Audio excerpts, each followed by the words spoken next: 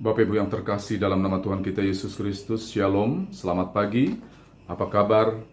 Saya percaya bahwa saudara-saudara dalam keadaan sehat walafiat. Berjumpa lagi dengan saya, Ringlan Simanjuntak, di pagi hari ini.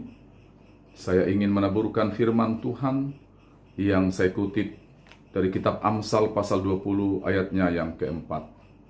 Beginilah bunyi firman Tuhan. Pada musim dingin si pemalas tidak membajak. Jikalau ia mencari pada musim menuai, maka tidak ada apa-apa. Saudara terkasih, ada 3 kisah yang disebut orang bodoh, tetapi yang akhirnya sukses, yang dapat saya kemukakan di pagi hari ini. Yang pertama adalah Albert Einstein, yang lahir pada tanggal 14 Maret 1879 di sebuah kota di Jerman yang bernama Ulm. Semasa sekolah dia selalu dianggap bodoh, karena selalu lamban, tetapi tidak pernah putus semangatnya. Yang kedua adalah Aristotle Onassis. Menurut berita di sekolah, ia bodoh dan suka mencari perkara, dan menduduki ranking terbawah di kelasnya. Tetapi pada akhirnya dia seorang milioner. Yang ketiga, Thomas Alva Edison. Dia dikatakan agak tuli dan bodoh. Suatu hari pulang dari sekolah membawa secari kertas dari gurunya. Dan dalam tulisan itu dikatakan, Tommy, anak ibu sangat bodoh. Tetapi pada akhirnya, berkat usahanya, dia adalah seorang ahli. Saudara terkasih, mendengar cerita tersebut, bahwa lebih baik seorang bodoh, tetapi mau berusaha, rajin bekerja, daripada seorang pintar tetapi seorang pemalas. Jepang adalah negara yang telah hancur pada masa Perang Dunia Kedua. Tetapi kita lihat di saat ini, Jepang menjadi negara yang tumbuh dan maju. Dan dialah menjadi negara yang sukses. Hal itu dikarenakan mereka rajin dan tekun. Dalam pembacaan firman Tuhan di pagi ini, yang menyoroti tentang si pemalas. Si pemalas menjadi sebutan atau gelar yang dapat melekat pada seseorang apabila dalam kehidupan sehari-hari tidak dapat menunjukkan kreativitas atau tidak dapat menghasilkan apa-apa. Bagaimana yang terjadi apabila seorang bapak yang malas bekerja, yang punya tanggung jawab bagi istri dan juga anak-anaknya? Dapat kita bayangkan, pasti akan mengalami kesulitan dalam memenuhi kebutuhan mereka. Saudara terkasih, dalam kitab Pengkhotbah pasal 9 ayatnya yang ke-10 berkata, segala sesuatu yang dijumpai tanganmu untuk dikerjakan, kerjakanlah itu sekuat tenaga, karena tak ada pekerjaan, pertimbangan, pengetahuan, dan hikmat dalam dunia orang mati. Kemanakah engkau akan pergi?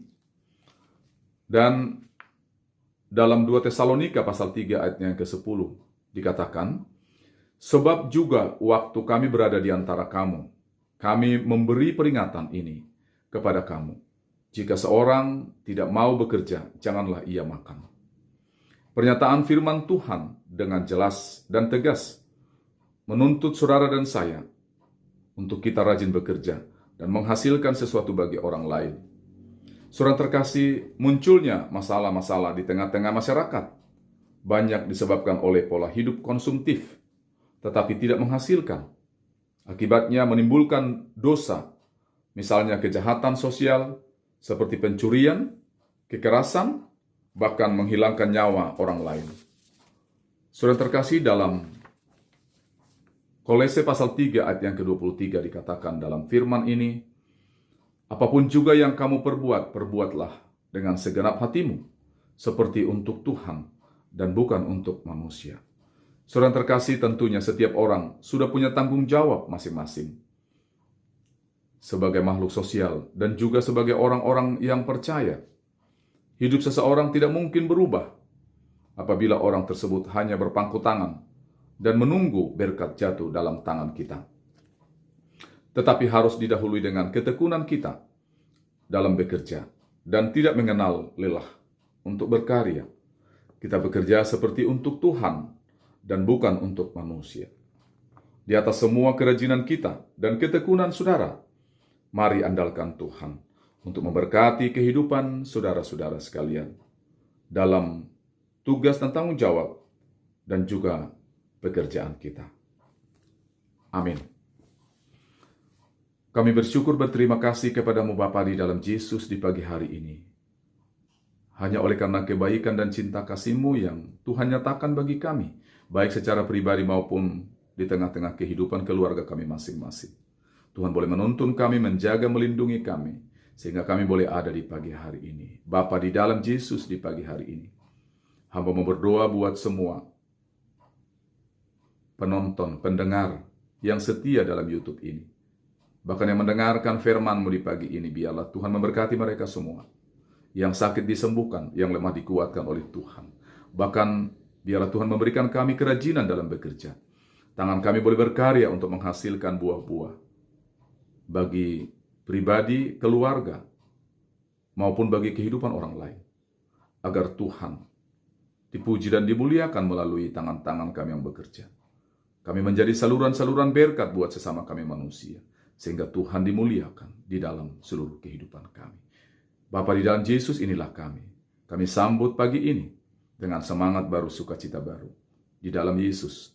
Karena kami percaya Tuhan senantiasa memberkati seluruh kehidupan kami.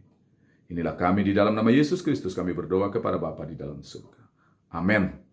Bapak Ibu Saudaraku yang terkasih, dalam nama Tuhan kita Yesus Kristus, demikianlah firman Tuhan yang dapat saya bagikan di pagi hari ini. Mari kita terus semangat bekerja berkarya untuk kehidupan keluarga kita masing-masing, tetapi juga bagi kemuliaan dalam nama Tuhan kita Yesus Kristus. Shalom.